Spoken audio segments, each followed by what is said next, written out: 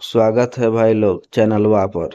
Sunil sir ITI के नाम से है, उसको देख लीजिएगा। यहाँ पे आईटीआई का सभी ट्रेड का जो है ना पढ़ाई करवाया जाता है बहुत आसान भाषा में। थोड़ा सा बीमार चल रहा है ना।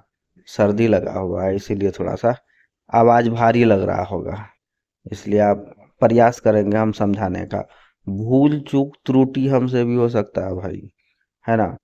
अब अगर कहीं भी आपको किसी भी प्रकार का कमी भूल चूक लग रहा होगा तो कमेंट सेक्शन में हमको लिख दीजिएगा। आप उसको पूरा प्रयास करेंगे हम आगे से सुधार करने का भाई लोग, है ना। यही बात कहना था। आज जो अपना लोग अभी जो अपना क्लास चल रहा है, चैप्टर 1 से लेकर के आगे बढ़ा है chapter 2 chapter 3 fitter trade theory का। एक एक चैप्टर को हम पढ़ाने का प्रयास कर रहे हैं, एक एक टॉपिक को पढ़ा रहे हैं और समझाने का प्रयास कर रहे हैं। टूल्स हम पढ़ा चुके हैं, फिटर के बहुत सारे टूल्स ऐसे हैं जो फिटर में उपयोग होने वाले टूल्स हैं, मशीन्स हैं, उसको हम पढ़ा चुके हैं।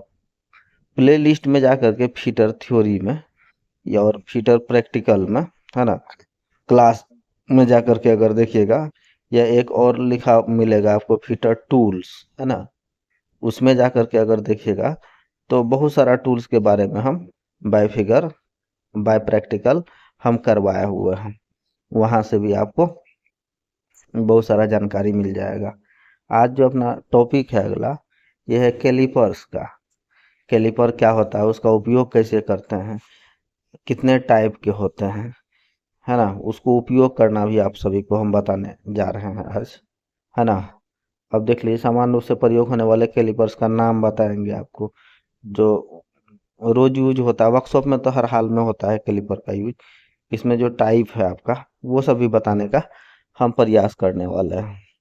चलिए आगे बढ़ जाते हैं। ये देखिए, कैलिपर अप्रत्यक्ष मापक यंत्र है। अप्रत्यक्ष मतलब समझ रहे हैं ना। ये देख लीजिए, ये कैलिपर है, दोनों दोनों अलग अलग टाइप का है। एगो देख रहे हैं ना, ये फ्रेम टाइप का है, ये फ्रेम में ही कनेक्ट है तो फ्रेम टाइप हो गया। इसके ऊपर में देख लीजिए स्प्रिंग लगा हुआ है, तो ये स्प्रिंग ज्वाइंट टाइप का कैलिपर है। काम दोनों का सेम है, बस इसको एडजस्ट करने के लिए इसमें नट लगा हुआ रहता है ना। इसको साइज को घटाने बढ़ाने के लिए यहाँ पे नट का उपयोग करते हैं, एडजस्टिंग नट का। और यहाँ ऊपर में स्प्रिंग लगा रहता है, ये फ्रेम में अटैच है ना। रिवेट यहाँ से का यूज करके ठोका हुआ है, तो फ्रेम ज्वाइंट टाइप का कैलिपर है। बस ये दो टाइप का है। अब इसका काम देख लीजिए। सबसे पहले बात अभी हम बोले थे अप्रत्यक्ष माप।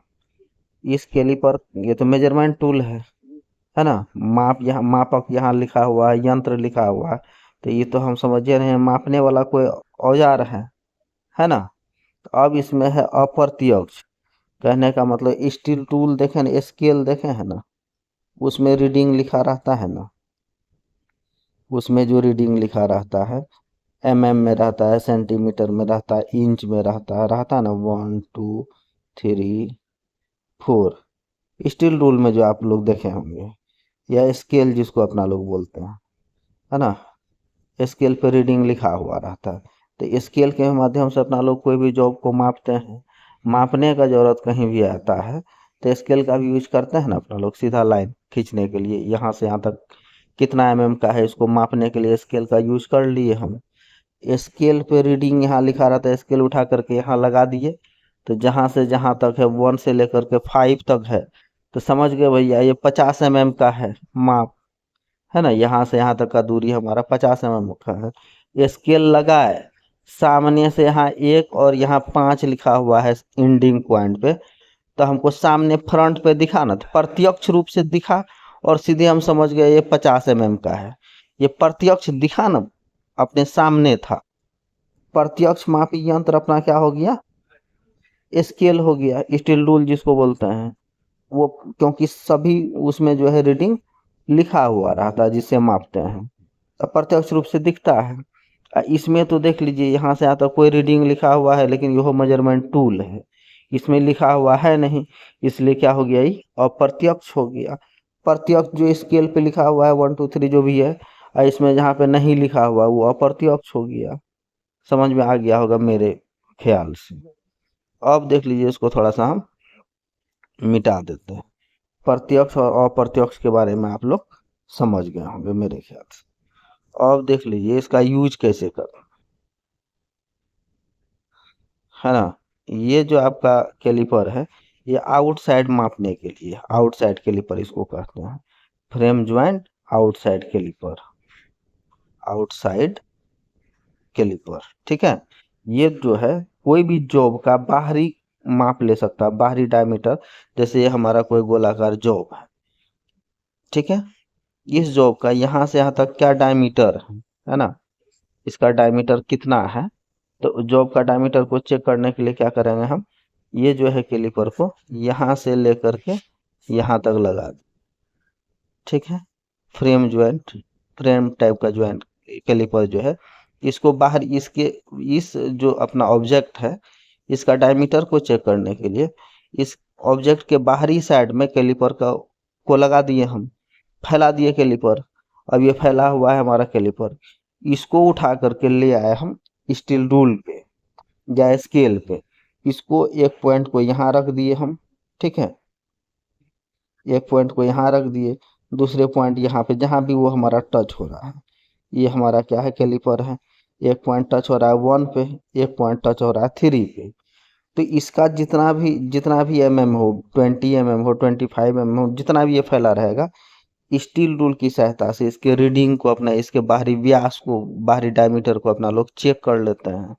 तो इसको यूज करने के लिए, कैलिपर को यूज करने के लिए अपना लोग क्या यूज किए है ना, इसकी रीडिंग को जानने के लिए, इसके डायमीटर को जानने के लिए स्टील रूल का सहारा लिए, है ना।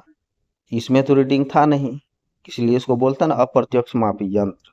कैलिपर जो है आपका अप्रत्यक्ष मापी यंत्र है। इसको यूज करने के लिए, इसके द्वारा हम रीडिंग लेने के लिए हम किस चीज का सहारा लेते हैं, स्टील रूल का सहारा लेते हैं। बस यही कुछ कुछ बात है, टाइप है, इसके पार्ट्स है। अब कभी कभी इसके हाइट के बारे में पूछ लगा, साइज के बारे में। साइड देखना है, ये रिवेट है, यहाँ से लेकर के इसका जो नीचे वाला पार्ट है यहाँ तक, तो यहाँ से यहाँ तक इसका साइज लिया जाता है। आप खरीदने जाइएगा, इसका स्पेसिफिकेशन बताइएगा ना दुकानदार को, थोड़ी कहिएगा कैलिपर कितने साइज का, तो इसका साइज बता दीजिएगा आपका जितना का है, 150 है, 150 है, 200 है, 300 है, 50 mm है, जो भी जिस भी साइज का आपके पास रिक्वायरमेंट है उस साइज का आप कैलिपर खरीद लीजिएगा। ये तो था क्या, बाहरी डायमीटर को मापने के लिए, है ना। ये आउटसाइड कैलिपर का इस प्रकार यूज करते हैं। बाकी हमको लगता है आप लोग समझिए गए। चलते हैं दूसरा बात पे। थोड़ा सा बीमार है भाई, एडजस्ट कर लीजिएगा, साउंड कभी कभी गड़बड़ा रहा है मेरा।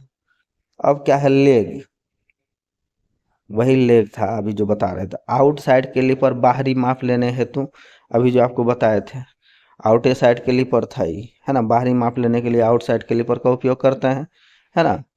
अब देख लीजिए दूसरा क्या है, इन साइड कैलिपर आंतरिक माप लेने के लिए। अब देख लीजिए आंतरिक माप किस प्रकार से लेते हैं, उसको भी बताने का प्रयास कर रहे हैं। ये देख लीजिए, ये कैलिपर है आपका आउटसाइड, ये तो था क्या, ये बाहरी माप ले रहा है जॉब का, है ना। ये आउटसाइड कैलिपर हो गया, ठीक है। ये देख लीजिए, ये जो होल है यहाँ से यहाँ तक, इसका आंतरिक माप ले रहा है, आंतरिक व्यास को बताना है इसको। तो देख लीजिए यहाँ जो कैलिपर लगा हुआ है, इनसाइड कैलिपर लगा हुआ है, ये भी आपका फ्रेम टाइप का होता है, एक स्प्रिंग टाइप का होता है ना, सेम बात है। अब आंतरिक माप को हम समझाने का प्रयास कर रहे हैं आपको। जैसे ये हमारा होल है, ठीक है, इसका जो लेग जो है ना, ये थोड़ा सा बाहर की तरफ मुड़ा हुआ होता है। ये मान लेते हैं हमारा कैलिपर है, इसका लेग जो है बाहर की तरफ मुड़ा हुआ होता है। यहाँ से अब इस होल का हम डायमीटर को चेक करने के लिए इन साइड में घुसा दिए अपना कैलिपर को, इन साइड कैलिपर को। इसको उठा करके फिर ले गए हम कहाँ पर, स्टील रूल पे। अब इसके आंतरिक डायमीटर कितना है, इसके इस वाले लेग को और इस वाले पार्ट को यहाँ पे हम सटा देंगे, ठीक है। जहाँ तक रहेगा, जो भी साइज रहेगा इसका अंतिम पोजीशन तक जहाँ भी रहेगा, वहाँ जा करके हम पता कर सकते हैं इसका आंतरिक व्यास कितना है, इसका डायमीटर कितना है, आंतरिक, जॉब के आंतरिक। और यहाँ पे अपना लोग देख रहे हैं ना, जॉब के बाहरी व्यास को चेक कर रहे हैं आउटसाइड के माध्यम से, इन साइड के माध्यम से जॉब के आंतरिक व्यास को चेक कर रहे हैं। बस कुछ है इस सब में थोड़े, अरे सब वही है, आसान है सब। एक बार देख लीजिएगा, फिगर भी देख लीजिएगा, इसको यूज करिएगा जो लैब में सब दिन, तो हमेशा क्लियर रहेगा। आप देख लीजिएगा, वो है दूसरा टाइप है कैलिपर का, जेनी कैलिपर। जेनी कैलिपर दो प्रकार के होते हैं, वो भी देख लीजिए कौन कौन सा होता है। जेनी कैलिपर को एक और नाम कहते हैं odd leg caliper, odd leg caliper, ठीक है। एक और कहते हैं इसको हर्मोफ्रोडाइट कैलिपर, हाँ हर्मोफ्रोडाइट कैलिपर। ये तीन टाइप का होता है, तीन नाम मिलेगा आपको, कंफ्यूज जाइएगा नहीं। Jenny caliper, odd leg caliper और हर्मोफ्रोडाइट कैलिपर। नोक तथा इसका अब दूसरा पैर, इसका जो आप फिगर भी दिखाएंगे, ये जो है 150 से लेकर के 200 mm, 250 mm, 300 mm तक का जेनी कैलिपर आपको मार्केट में मिलेगा। वो आप देख लीजिए। आंतरिक व्यास, आंतरिक तथा बाहरी किनारों की समांतर रेखा खींचने के लिए ऑड लेग कैलिपर का, जेनी कैलिपर का उपयोग करते हैं। गोल छड़ या के मतलब कोई भी जॉब गोल है, इसका केंद्र निकालने के लिए भी ऑड लेग कैलिपर का प्रयोग करते हैं, जेनी कैलिपर का, है ना। इसका एक टांग मुड़ा हुआ होता है, देख लीजिए सीधे फिगर में, ये देख लीजिए, ये भी तो एक कैलिपर है ना। इसका एक यहाँ पे जो है ये एक सिरा ये मुड़ा हुआ है अंदर की ओर, और बाकी ये और टाइप का है ना। इससे भी अपना लोग क्या कर रहे हैं, जिसमें कोई भी जॉब है, जैसे स्टील रूल की साजिश के तो हम मेजर ले लिए, अब यही जॉब है हमारा, यहाँ पे हमको समांतर लाइन, यहाँ 20-20 mm का सब लाइन को हमको खींचना है। तो और लेग कैलिपर के माध्यम से क्या करेंगे, इसमें सेलेक्ट कर लेंगे 20 mm, एक बार यहाँ लगाएंगे, यहाँ लाइन खींच दिए, फिर 20 mm बढ़ा दिए, यहाँ खींच दिए। समांतर लाइन 20-20 mm का आसानी से खींच सकते हैं ना। यहाँ रख के ये वाला खींच दिए, यहाँ रख के इस वाला खींच दिए, यहाँ रख के इस वाले खींच दिए, है ना। समांतर लाइन खींचने के लिए भी आप जेनी कैलिपर का उपयोग करते हैं। और भी देख लीजिए कहाँ पे यूज करते हैं। अब देख लीजिए यहीं पे ये होल है हमारा, कोई पाइप है, इसका केंद्र निकालने हैं, तब ना यहाँ से मान लीजिए होल करना है, ड्रिल करना है, कुछ भी करिएगा, जो भी ऑपरेशन करिएगा, तो इसको यहाँ पे आसानी से रख करके, ठीक है, आसानी से रख करके इसके एक पैर जो मुड़ा हुआ है वो किनारा पे रखें, यहाँ पे इसका सेंटर ज्ञात कर सकते हैं, ठीक है। देखिए हार्मोफ्रोडाइट कैलिपर और लेग कैलिपर, है ना, ये सब इसका नाम है, ठीक है। लेग तथा पॉइंट कैलिपर भी इसको कहते हैं। ये देख लीजिए, ये भी है आपका समांतर लाइन खींचने, जॉब पे देख लीजिए, यहाँ पे लगा है समांतर लाइन खींचने के लिए जॉब पर, है ना, और लेग कैलिपर का भी प्रयोग करते हैं। ये जो मुड़ा हुआ टांग है यहाँ पे आसानी से लेस लगा करके यूज कर सकते हैं। समांतर लाइन खींच रहा है यहाँ पर। आगे देखते हैं, अगला है टाइप्स ऑफ मार्किंग पंच। पंच के बारे में आप लोगों को ये इसी चैप्टर में अगला टॉपिक है पंच। पंच का उपयोग मतलब ये देख लीजिए, मार्किंग औजार है, वो मार्किंग टूल है।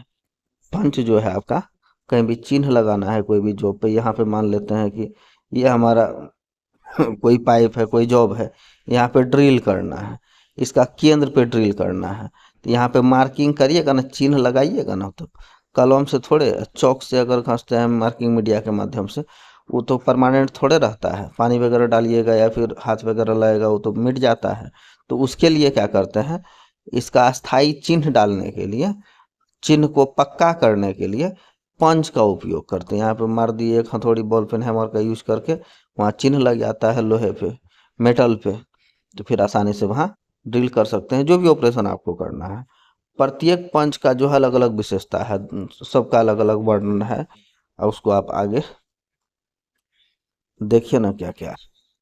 अब देख लीजिए यहाँ पर है क्या, पंच दो प्रकार के होते हैं, सेंटर पंच एवं प्रिक पंच, है ना।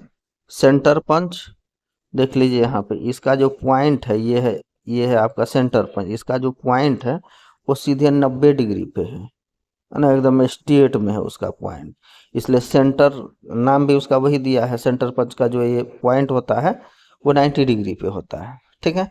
उसके बाद जो है आपका प्रिक पंच, है ना, या तो ये 60 डिग्री का होगा या नहीं तो 30 डिग्री का होगा, कार के अनुसार इसको यूज करते हैं, बाकी हम बताते हैं आपको। प्रिक पंच का कोण 30 डिग्री अथवा 60 डिग्री होता है ना। कार्य के अनुसार अपना सिलेक्शन करते हैं उसका। अब जैसे कि सेंटर पंच, कहीं पे ड्रिल करना है कोई भी जॉब पे, तो यहाँ पे उपयोग जो करिएगा सेंटर पंच के माध्यम से ही यहाँ पे इस चिन्ह को जहाँ ड्रिल करना है उसको पक्का करने के लिए आप स्पष्ट दिखने के लिए, है ना, अपना लोग सेंटर पंच का उपयोग करते हैं। ठीक है, अब आगे चलिए देखते हैं आगे क्या है। ये भी देख लीजिए, ये भी जैसे ये एक जॉब है, मान लेते हैं ये जॉब। यहाँ पे देखिए हर जगह जो है जहाँ पे इसको ड्रिल करना है, हर जगह सेंटर पंच की सहायता से क्या कर दिया, मार्क कर दिया है। देख लीजिए जहाँ जहाँ उसको ऑपरेशन करना है, यहाँ पे centre punch market of the 90 degree angle, मतलब 90 डिग्री एंगल पर सीधा स्ट्रेट में इस पे चिन्ह लगा दिया है ताकि वो आसानी से छिद्र कर सके जो भी ऑपरेशन करना है। अब देख लीजिए यहाँ पे प्रिक पंच का यूज किस प्रकार किया गया है। यहाँ तो सीधे देख रहे हैं सीधे होल करना है इस जॉब पे, है ना, जहाँ जहाँ 90 डिग्री पे है ना, 90 डिग्री पे होल करना है, सीधे स्ट्रेट में होल करना है, वहाँ पे सेंटर पंच का उपयोग किया। यहाँ पे देखिए कर्व में है ना, ये जॉब देख लीजिए यहाँ पे है ना, कर्व में है थोड़ा सा, ये थोड़ा सा अलग एंगल में है, ये थोड़ा अलग एंगल में है। एंगल या तो ये 30 डिग्री होगा या नहीं तो इसका एंगल 60 डिग्री होगा, दोनों में से देखिए कोई बात होगा। 90 डिग्री वाला तो देखिए लिए यहाँ पे सीधे स्ट्रेट में, जैसे यहाँ से इस बिंदु से इस बिंदु का जो आपका एंगल बन रहा होगा या तो 60 होगा या नहीं तो 30 होगा, है ना। अब देख लीजिए उस सब कर्व टाइप का अगर कहीं भी ऑपरेशन करना है, चिन्ह लगाना है, मार्किंग करना है या ड्रिलिंग ऑपरेशन करना है, उस जगह पे आप क्या करिएगा, आप प्रिक पंच का उपयोग करिएगा। सीधे वाला यहाँ पे देख लीजिए इस कॉर्नर पे है, यहाँ पे 30 डिग्री। प्रैक्टिकल का यूज चीज है ये, प्रैक्टिकल में और बेहतर तरीका से आपको हम प्रैक्टिकल करके बताने दिए हुए हैं, करके बताए हुए हैं। आप प्ले लिस्ट में जाकर के फिटर प्रैक्टिकल में देखिएगा, सारा वीडियो मिलेगा, सारा ऑपरेशन किस प्रकार से करते हैं, कब कहाँ किस पंच का यूज करते हैं, कब हैमर का यूज करते हैं, है ना। तो वो सारा ऑपरेशन स्टेप बाय स्टेप बताया हुआ है, आप लोग एक बार देखिएगा जरूर, आपको सारा नॉलेज मिलेगा। अब देख लीजिए हम कुछ टूल्स, क्योंकि टूल्स चैप्टर में है अपना लोग, कुछ टूल्स को आपको हम कभी कभी दिखाते जा रहे हैं ताकि आगे जो उसका चैप्टर आएगा, वो टॉपिक आएगा, उसमें तो केवल डायग्राम बनाया हुआ है, लेकिन ये आपको कलर में देख लीजिएगा ना, समझ में आएगा, क्योंकि सब दिन तो इसको देखते आ रहे होंगे, घर में होगा आपका। इनमें से हमको लग रहा है 4-5 औजार आपके घर में जरूर होगा। ये देखिए हैमर है ये, यहाँ देख लीजिए क्लाव है ना, क्लाव है तो वो काटिया उखाड़ते होंगे ना घरवा में, तो वहाँ पे क्लाव हैमर का यूज करते हैं। ये मैलेट, अब कोई धातु चादर है और टूटे नहीं, फटे नहीं, स्क्रैच नहीं लगे, उस टाइप का अगर आपके पास मेटल है, उसको चौड़ा करना है या मोड़ना है या कोई भी ऑपरेशन करना है, वहाँ पे अगर मैलेट का यूज होगा तो मैलेट का करिएगा। अब देख लीजिए काटिया नहीं यूज किए हैं क्या, स्क्रू नहीं यूज किए हैं, ये सब तो पढ़ना है। वाशर क्या है, नट क्या है, बोल्ट क्या है, स्पीड लेवल देख लीजिए, ये सीजर है जिसको कैंची कहते हैं, है ना, ये नाइफ वगैरह रखने का है बोट, है ना। ये देखिए ड्रिल है, हैंड ड्रिल है, पोर्टेबल ड्रिल, मतलब इसको कहीं भी ले जा आ सकते हैं आसानी से, है ना। स्क्रू ड्राइवर देख लीजिए, फाइल है रेती, है ना, चीजल है, छेनी, स्पैनर वगैरह अलग अलग टाइप का, प्लायर है, हेक्सॉ है, ये देख लीजिए ये भी हेक्सॉ है। ये बेंच वाइस है, इस पे जॉब को रख बांध करके फिर कोई भी ऑपरेशन करते हैं। ये टूल बॉक्स है, ये सारा टूल्स को इसमें रखते हैं। ये सब चीज थोड़ा थोड़ा देखते जाइएगा ना, तो आएगा अभी अगला चैप्टर में, तो आपको समझना आसान हो जाएगा। Type of tools, marking tools देख लीजिए, टोटल मार्किंग टेबल है। आप कोई भी जॉब का कोई भी ऑपरेशन करिएगा, मार्किंग वगैरह करिएगा, कुछ भी करिएगा, मेजरिंग करिएगा, इस टेबल पे आप रख करके मार्किंग मीडिया का यूज करिएगा, पैडलर्स है, ये सभी चीज आपको हम पढ़ाते जाएंगे धीरे धीरे, है ना। पंच है, डिवाइडर है, देख लीजिए आप, भी ब्लॉक है, ये सबको देख लीजिए, जब पढ़ाएंगे तो समझना आसान हो जाएगा, नहीं तो आप कंफ्यूज हो जाइएगा उस टाइम में, पहले पहले सुना सुना रहेगा। तो ठीक है भाई, आज के लिए बस इतना ही था, बीमार थे थोड़ा सा। इसीलिए। धन्यवाद।